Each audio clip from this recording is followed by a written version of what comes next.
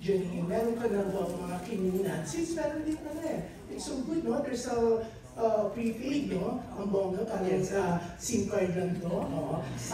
Meron ka na bang, meron ka na bang mga minamahal mo na kinunan mo na raw ng hiker? Ako yung gusto nila malaman, kinunan mo ba si Jericho? Diretsahan na daw. Wala na pang tumpik-tumpik pa. It's 11:40, let's do it.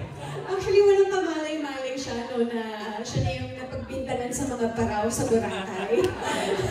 Pati siya nagulat na, okay to Pero I really love that campaign kasi talagang it's a reminder na before you say yes to anything else, say yes to health. Pero Tito June, I actually got no for my whole family. So, including Jericho, is it actually, hindi pa. Yan ang mamaya, trabahuin natin. Noted.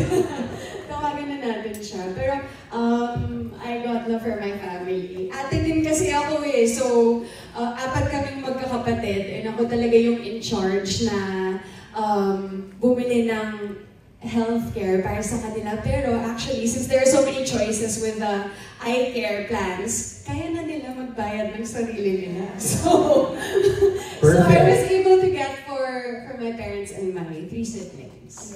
So nice, no? I'm getting for my nieces and nephews.